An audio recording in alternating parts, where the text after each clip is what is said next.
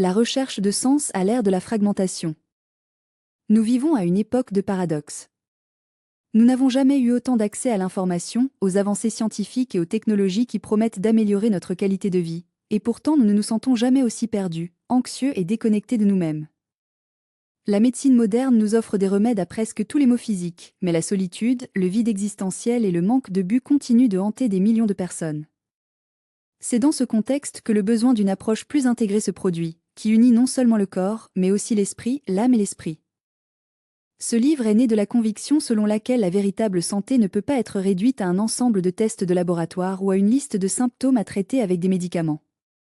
La santé holistique est un état d'équilibre dynamique parmi toutes les dimensions de l'être humain, physique, émotionnel, mental et spirituel.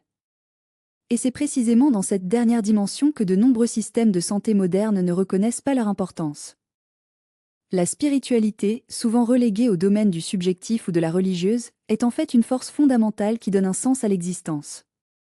Il ne se limite pas aux dogmes ou aux rituels, mais se manifeste à la recherche de connexion avec quelque chose de plus grand que nous-mêmes. Et lorsque cette dimension est négligée, l'être humain devient un être fragmenté, vivant dans un état de disharmonie qui, tôt ou tard, se reflète dans les maladies physiques et émotionnelles. La foi comme pont entre le visible et l'invisible. La foi en Dieu, ou dans une force plus élevée, a été, au cours des siècles, l'un des piliers qui soutiennent la résilience humaine.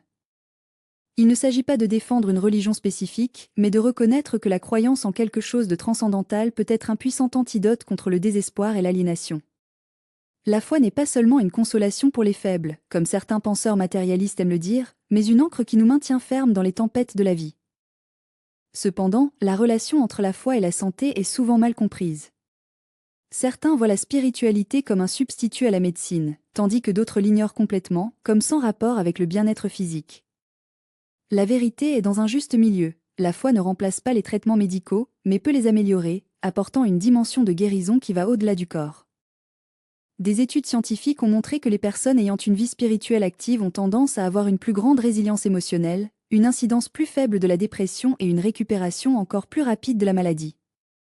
Cela ne signifie pas que la foi est une solution magique, mais qu'elle agit comme un catalyseur pour la guérison, offrant de l'espoir, du sens et un sentiment d'appartenance à l'univers. Santé holistique, une approche intégrée. La médecine conventionnelle, en se concentrant sur le traitement des symptômes, néglige souvent la racine des problèmes. Un patient souffrant de douleurs chroniques peut recevoir des analgésiques, mais si la cause émotionnelle ou spirituelle n'est pas abordée, le soulagement ne sera que temporaire. De même, une personne qui souffre d'anxiété peut être médicamentée, mais s'il n'y a pas de transformation interne, la guérison sera superficielle. La santé holistique propose un point de vue différent. L'être humain est un tout indivisible, et tout déséquilibre dans un domaine affecte les autres. Par conséquent, le vrai remède nécessite une approche multidisciplinaire, qui comprend 1. Le corps physique, nourriture, exercice, repos et soins médicaux adéquats. 2. L'esprit émotionnel, thérapie, connaissance de soi et gestion du stress. 3. L'esprit, méditation, prière, connexion avec la nature et la recherche de sens. Lorsque ces dimensions sont en harmonie, la santé coule naturellement. Mais quand on est négligé, tout le corps souffre. Le rôle de la spiritualité dans la guérison. La spiritualité n'est pas un concept abstrait ou distant, il est présent dans chaque souffle, chaque instant de gratitude, dans tous les actes d'amour. Il se manifeste lorsque nous reconnaissons que nous faisons partie de quelque chose de plus grand, que notre existence n'est pas un accident cosmique, mais une expression d'un but divin. De nombreuses traditions anciennes, comme l'Ayurveda, la médecine traditionnelle chinoise et même la philosophie grecque, ont déjà compris que la santé est intrinsèquement liée à l'équilibre entre le corps et l'esprit. Aujourd'hui, la science commence à confirmer ce que les sages ont toujours su, que l'esprit et le corps ne sont pas des entités distinctes, et cette spiritualité peut être un agent puissant de transformation. Mais comment cultiver cette dimension dans un monde qui valorise tant de matérialisme? Comment trouver Dieu, ou le sacré, au milieu du bruit de la vie moderne? Une invitation au voyage intérieur. Ce livre n'est pas un manuel d'auto-aide, ni un traité théologique. C'est une invitation à la réflexion, à la recherche et à la reconnexion avec les plus profonds aux États-Unis. Tout au long des pages suivantes, nous explorons comment la foi, la spiritualité et la santé peuvent marcher ensemble, non pas comme des concepts isolés, mais comme des parties du même tissu. Il ne s'agit pas d'imposer des croyances, mais de faire de la place pour chacun de trouver leur propre chemin. parce qu'en fin de compte, la véritable guérison commence lorsque nous reconnaissons que nous sommes plus que des corps biologiques. Nous sommes des âmes à la recherche de sens, des esprits à la recherche de la lumière. Et c'est dans ce voyage que la foi devient non seulement un confort, mais une force transformatrice. Ce chapitre présente les thèmes centraux du livre, établissant une base philosophique et spirituelle pour les discussions ultérieures. Il évite les répétitions et maintient un ton réfléchissant, invitant le lecteur à un voyage de connaissance de soi et d'intégration. Dièse contexte historique et philosophique. Les racines de la recherche d'intégration. L'idée que l'être humain est plus qu'un corps physique, qu'il y a une dimension spirituelle intrinsèque à son existence, n'est pas nouvelle. Tout au long de l'histoire, différentes cultures et traditions philosophiques ont cherché à comprendre la relation entre le corps, l'esprit et l'esprit, associant souvent la santé à un état d'harmonie intérieure et de connexion avec le divin. Dans la Grèce antique, par exemple, la médecine hippocratique a déjà reconnu l'influence des humeurs corporelles sur l'équilibre émotionnel et physique. Platon, dans son travail Taimu a soutenu que la santé de l'âme était aussi importante que celle du corps, et que la maladie provenait souvent d'un déséquilibre entre ces deux dimensions. Les stoïques, tels que Marco Aurelio, ont souligné l'importance de la vertu et de la raison en tant que moyen pour une vie pleine, intégrant l'éthique, la spiritualité et le bien-être. À l'Est, des traditions comme l'Ayurveda, l'Inde et la médecine traditionnelle chinoise pendant des millénaires ont associé la santé à un flux équilibré d'énergie vitale, *prana* ou *QI*, qui peut être perturbé par des disharmonies physiques, émotionnelles ou spirituelles. Ces traditions n'ont pas séparé le traitement du corps de la guérison de l'âme, reconnaissant que la maladie avait souvent des racines dans les conflits internes ou dans une déconnexion avec le sacré. La fragmentation d'être dans la modernité. Avec l'avènement des Lumières et le développement de la science moderne, il y a eu une rupture significative dans la façon dont nous comprenons l'être humain. La vue cartésienne, qui séparait radicalement l'esprit, *res cogitant*, du corps, *res extensa*, a contribué à une approche de santé mécaniste, dans laquelle le corps est devenu une machine qui pourrait être réparée par des interventions physiques et chimiques. Cette fragmentation s'est approfondie de la révolution industrielle et de la montée du capitalisme, qui a transformé l'être humain en un simple producteur et consommateur, réduisant leur existence à des fonctions utilitaires. La spiritualité, autrefois centrale dans la vie quotidienne, a été reléguée à la sphère privée, tandis que la science et la médecine sont devenues les principales autorités pour définir ce qu'est la santé. Cependant, même au plus fort du rationalisme scientifique, des penseurs comme Carl Jung ont déjà mis en garde contre les dangers d'une vision excessivement matérialiste de l'être humain. Jung, dans ses études sur l'inconscient collectif et les archétypes, a montré que la psyché humaine est profondément liée aux symboles et aux mythes qui transcendent la raison pure. Pour lui, la santé mentale n'a pas pu être réalisée sans intégrer les aspects conscients et inconscients de l'esprit, y compris sa dimension spirituelle. La redécouverte de la spiritualité en santé. Le XXe siècle a connu une résurgence d'intérêt pour la spiritualité en tant que partie essentielle du bien-être. Des mouvements tels que la psychologie transpersonnelle, dirigés par des figures telles qu'Abraham Maslow et Stanislav Grof, ont commencé à explorer les états de conscience large et conscients et leur relation avec la guérison. La médecine psychosomatique, à son tour, a commencé à reconnaître que les émotions refoulées et les conflits psychologiques pouvaient se manifester comme des maladies physiques. Dans le même temps, la physique quantique a apporté de nouvelles perspectives sur la nature de la réalité, suggérant que la conscience et la matière sont profondément interconnectées. Sagesse. S. comme Fritjof Capra, dans le Tao de la physique a montré comment les découvertes de la science moderne ont fait écho aux visions philosophiques et spirituelles anciennes sur l'unité de toute chose. Dans ce contexte, la notion de santé holistique a gagné en force, non pas comme un rejet de la médecine conventionnelle, mais comme une expansion de sa portée. L'Organisation mondiale de la santé, OMS, dans sa définition de la santé, comprend déjà non seulement l'absence de maladie, mais aussi un état de bien-être physique, mental et social complet. Cependant, beaucoup soutiennent que cette définition est encore limitée, car elle ne traite pas explicitement de la dimension spirituelle. La foi, la science et la recherche d'une synthèse. L'un des grands défis de notre temps est de concilier la foi en Dieu avec les progrès de la science. Pendant des siècles, la religion et la science sont considérées comme des domaines distincts, souvent en conflit. Cependant, aujourd'hui, il y a une reconnaissance croissante qui peut offrir des perspectives complémentaires sur la nature humaine. Des études en neurothéologie, par exemple, étudient en tant qu'expérience spirituelle et religieuse affectent le cerveau et le corps, ce qui suggère que la foi peut avoir des effets mesurables sur la santé. La prière, la méditation et d'autres pratiques spirituelles ont été associées à des réductions de stress, au renforcement du système immunitaire et à une longévité encore plus grande.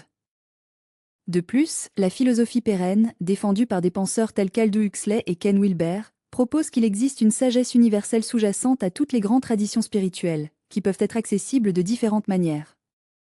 Ce point de vue suggère que, quelle que soit la religion spécifique, la recherche d'un lien avec le divin est une nécessité humaine fondamentale, aussi vitale que la nourriture ou le sommeil. L'avenir de la santé holistique. À mesure que nous avançons au XXIe siècle, il devient de plus en plus clair que la santé ne peut pas être réduite à un ensemble de paramètres biologiques. La crise de santé mentale à laquelle nous sommes confrontés aujourd'hui, avec des taux alarmants de dépression, d'anxiété et d'épuisement, est un signe que quelque chose est profondément déséquilibré dans notre approche de la vie. La santé holistique n'est donc pas seulement une alternative, mais une nécessité. Il nous invite à réintégrer ce qui a été fragmenté, le corps et l'esprit, la raison et l'émotion, la science et la spiritualité. En ce sens, la foi en Dieu d'être la tradition religieuse peut être un élément crucial dans la recherche du véritable bien-être, car il offre un sens du but, de la connexion et de la transcendance que la simple survie biologique ne peut pas fournir. Ce chapitre n'est donc pas seulement un regard en arrière, mais une invitation à repenser l'avenir. Comment pouvons-nous reconstruire une vision de la santé qui honore à la fois les progrès de la science et la sagesse des traditions spirituelles? Comment pouvons-nous vivre d'une manière intégrée dans un monde qui insiste pour nous diviser? Ce sont des problèmes qui nous accompagneront tout au long de ce travail, à mesure que j'explore. Dièse argument logique, raison et foi dans la poursuite de la vérité holistique. 1. La nature de la logique et la limitation de la raison pure. La logique, en tant qu'outil de raison, a été le fondement de la pensée philosophique et scientifique depuis des siècles. Des syllogismes d'Aristote au système formel des mathématiques modernes, la logique cherche à établir des vérités universelles à travers des prémices claires et des conclusions inévitables. Cependant, lorsque nous rencontrons des problèmes qui transcendent le matériel, comme l'existence de Dieu, la nature de la conscience ou la possibilité d'une santé vraiment holistique, la raison pure est souvent insuffisante. Cela ne signifie pas que la logique n'est pas pertinente pour la spiritualité ou la foi.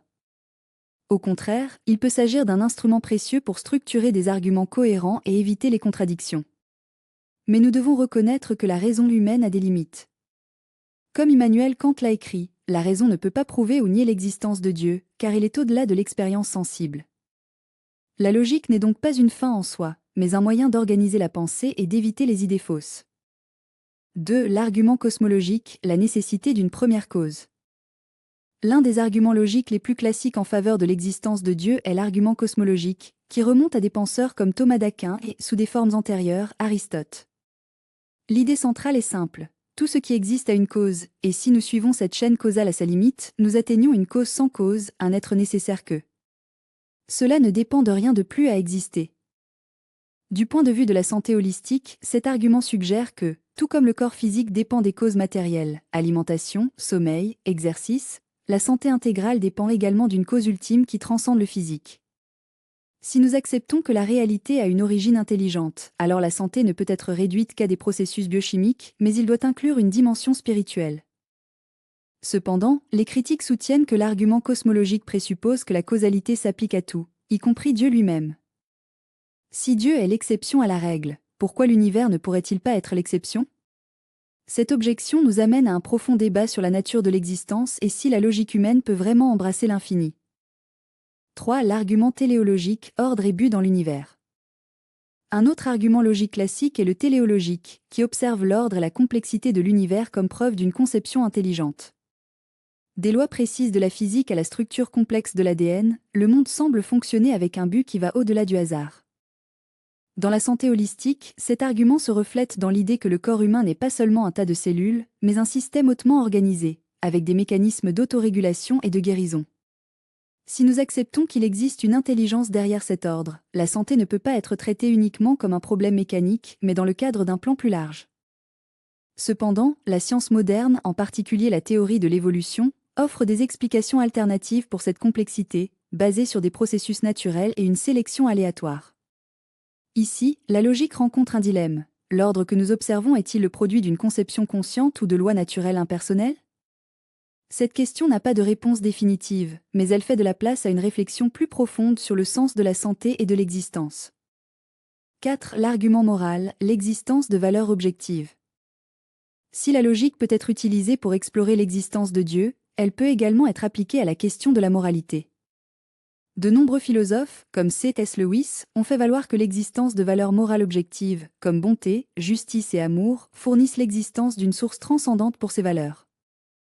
Dans la santé holistique, cette idée se manifeste dans l'idée que la guérison est non seulement physique, mais aussi morale et spirituelle.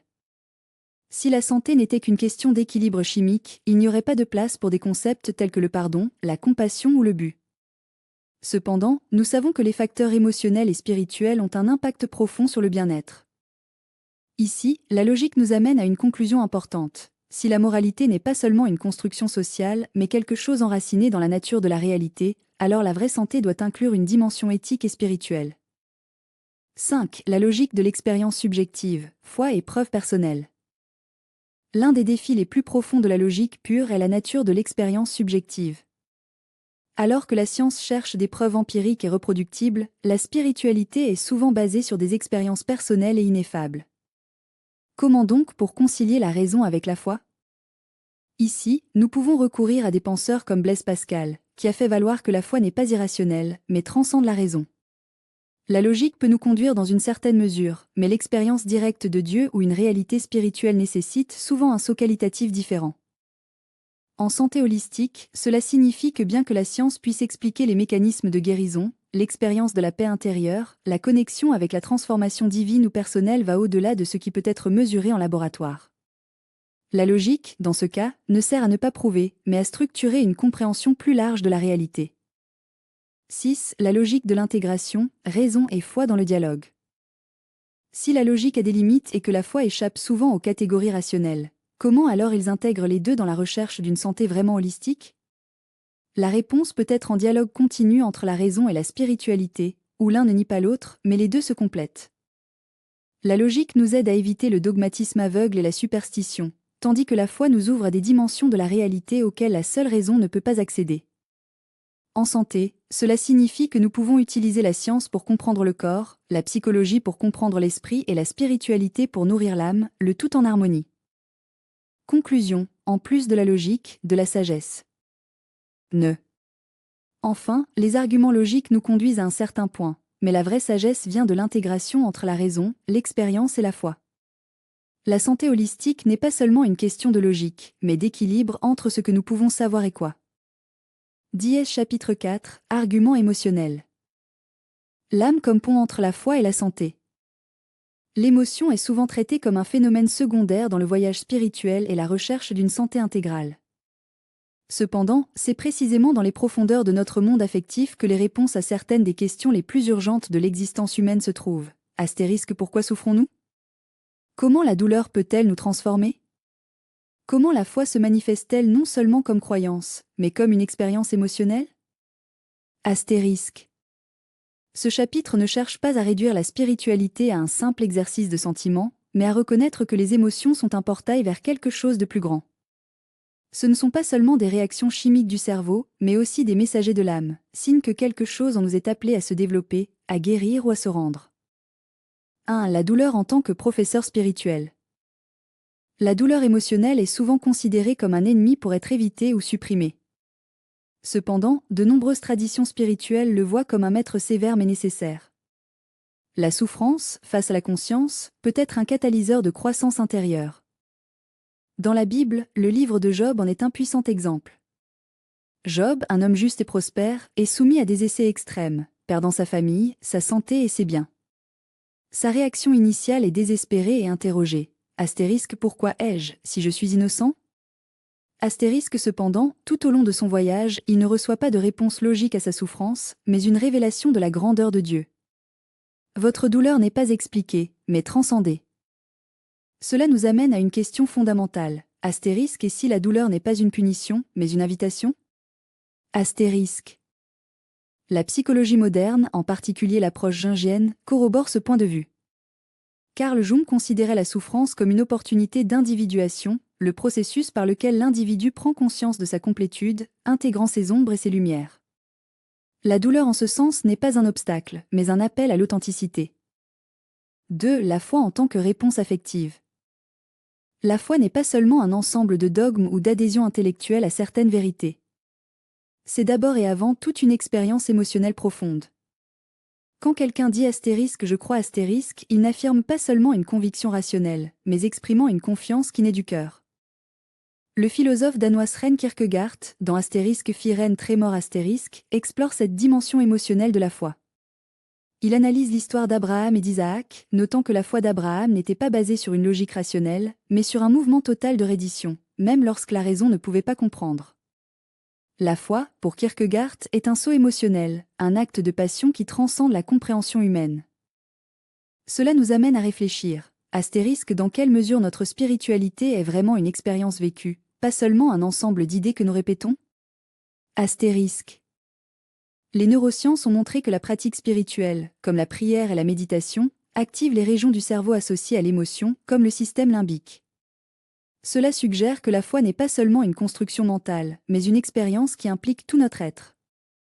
3. La guérison des blessures émotionnelles par la spiritualité. De nombreuses maladies physiques ont des racines émotionnelles.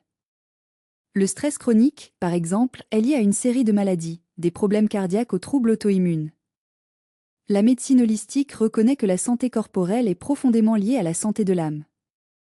La psychologue et auteure Louise Hay, dans son livre Astérisque Vous pouvez guérir votre vie, soutient que de nombreuses maladies sont des manifestations de conflits émotionnels non résolus.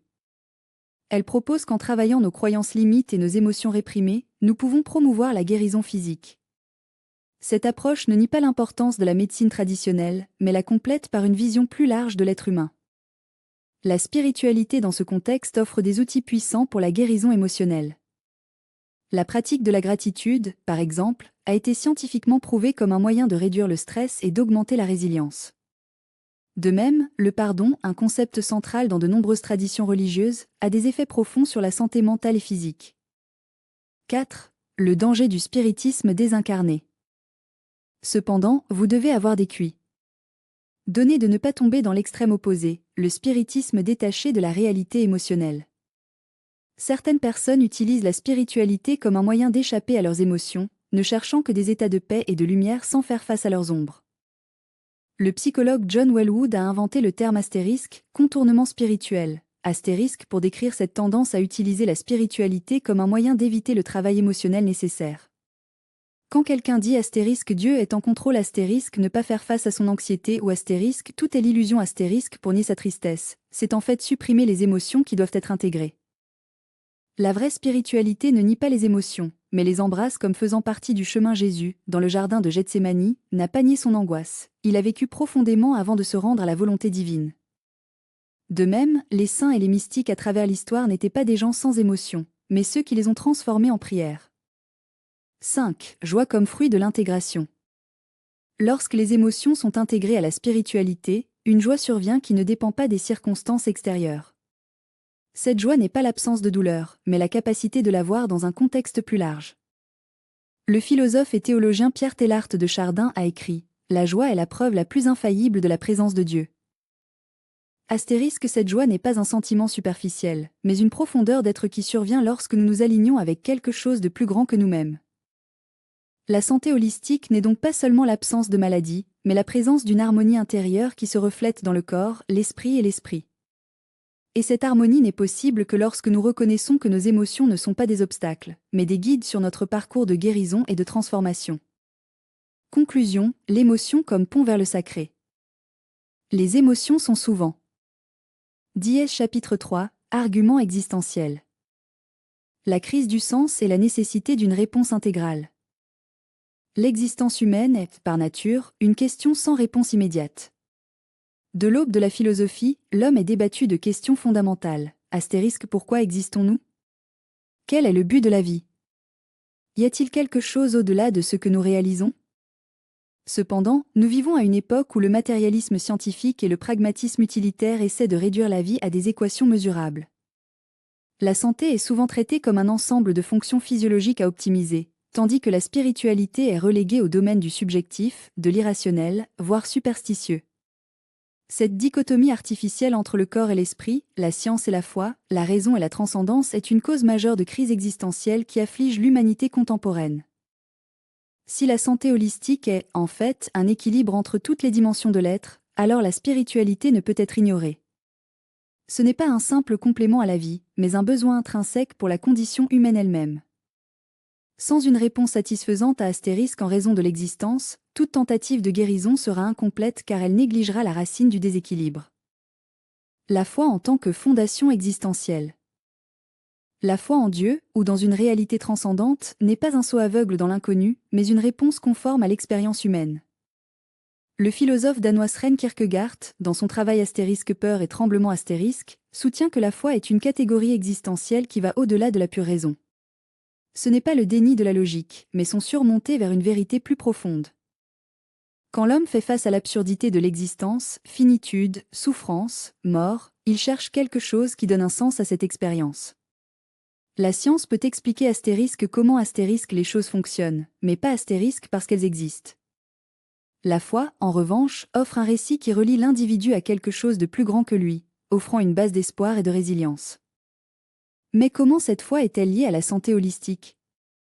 La réponse réside dans le fait que la croyance en un but divin ou cosmique influence directement la façon dont nous sommes confrontés à la vie.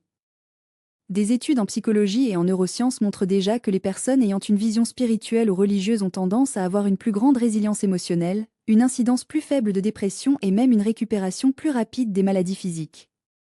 Cela ne signifie pas que la foi est un placebo, mais qu'elle agit comme un facteur de cohérence interne, alignant le corps, l'esprit et l'esprit. Vide existentiel et maladie de l'âme. Le philosophe français Albert Camus, dans le mythe de Sisyphe astérisque, décrit l'absurdité comme le conflit entre la poursuite humaine du sens et le silence indifférent de l'univers. Lorsque l'homme ne trouve aucune réponse à ses questions les plus profondes, il tombe dans un état de désespoir, qui peut se manifester de diverses manières: anxiété chronique, dépression, dépendance aux substances ou comportement autodestructif. C'est une maladie de l'âme, un mal qui ne peut pas être guéri de médicaments, mais qui nécessite une transformation dans la façon dont nous percevons la réalité. L'existentialisme athée, représenté par des penseurs comme Jean-Paul Sartre, propose que l'homme doit créer son propre sens dans un monde sans Dieu. Cependant, cette approche, bien que valable dans ses efforts par l'autonomie, peut conduire à un sentiment de solitude cosmique, car l'individu est collé à sa propre subjectivité sans aucun point de référence extérieur. La spiritualité, en revanche, offre une alternative, l'idée que le sens n'est pas créé par l'homme, mais découvert dans une plus grande réalité. Lorsque l'individu se connecte avec le divin, il n'est plus seul dans sa recherche. Cela fait partie d'un plan qui transcende son existence individuelle. Cette connexion n'est pas une évasion de la responsabilité, mais un moyen de trouver la force pour faire face aux défis de la vie avec courage et espoir. L'unité entre le corps, l'esprit et l'esprit. La médecine occidentale traditionnelle, basée sur le modèle cartésien, a tendance à séparer le corps de l'esprit, traitant chacun de domaines distincts.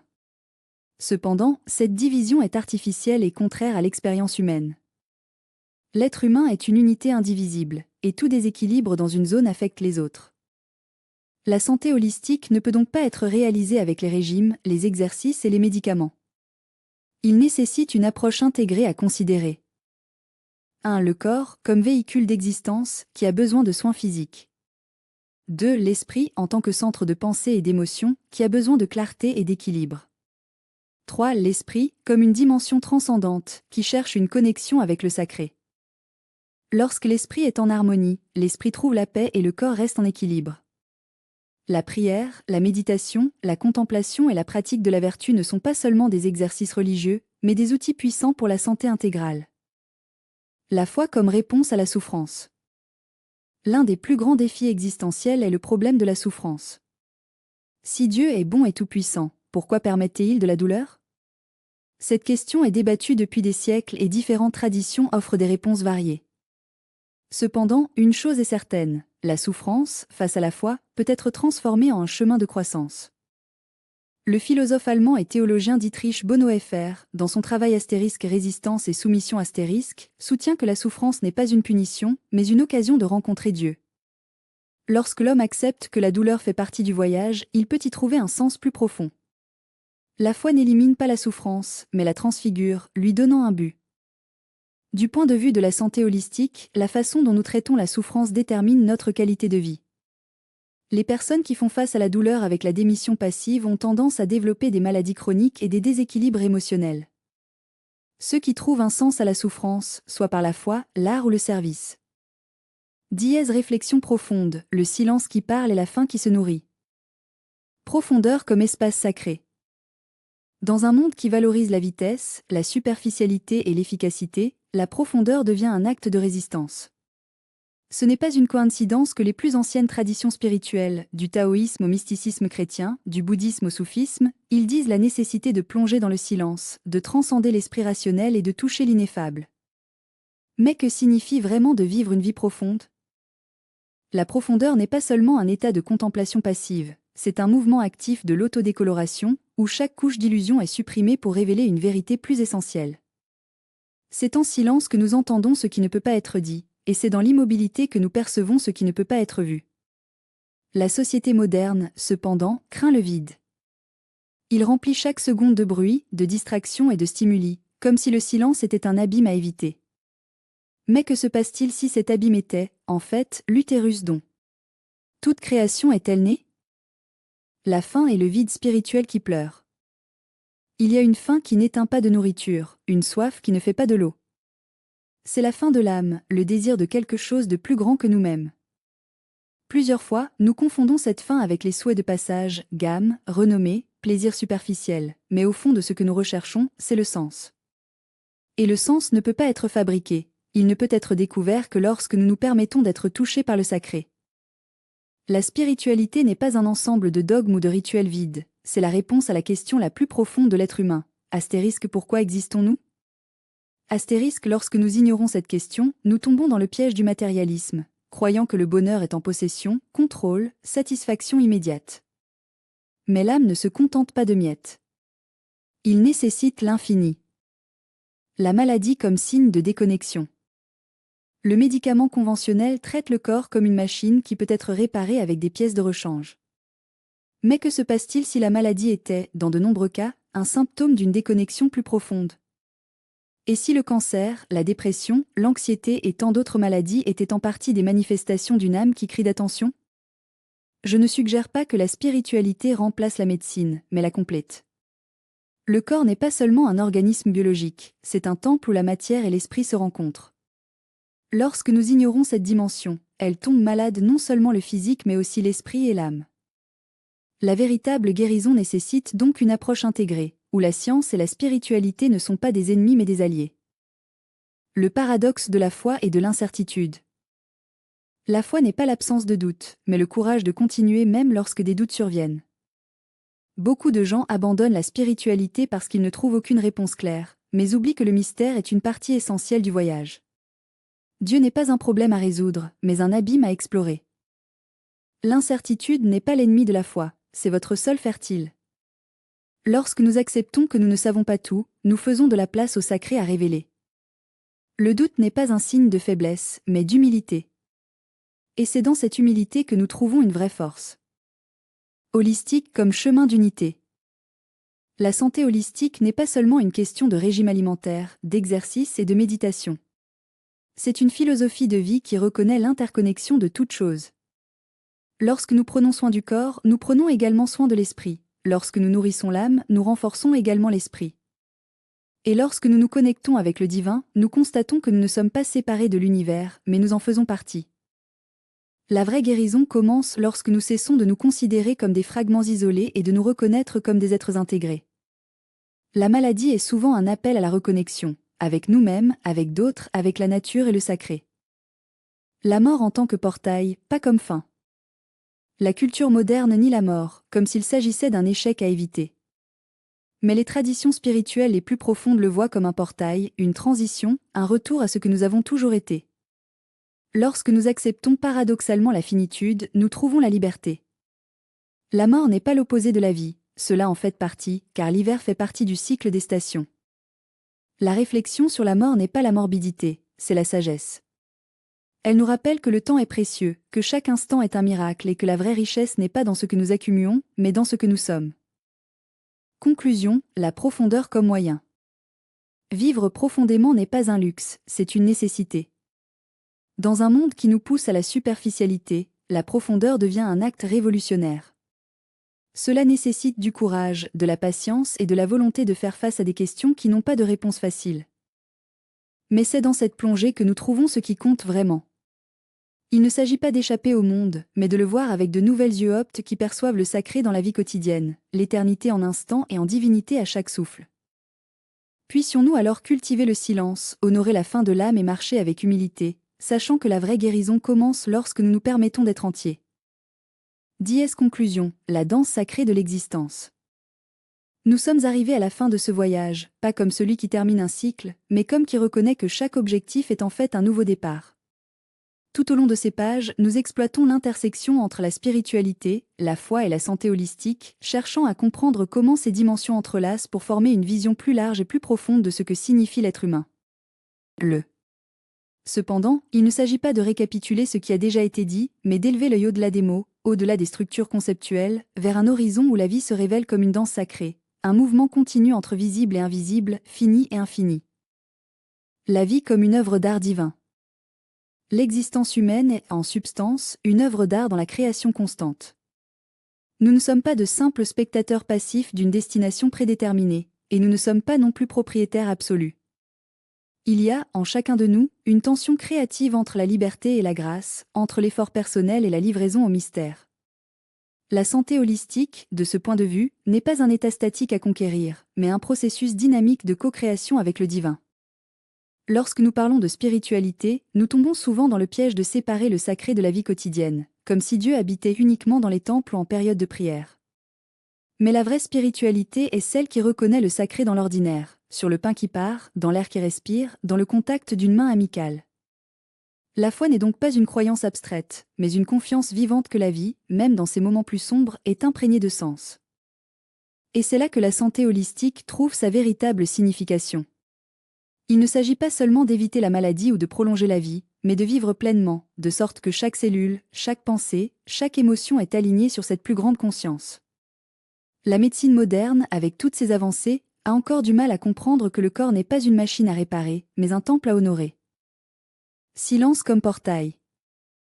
Dans un monde où le bruit est devenu la norme, le silence est une révolution.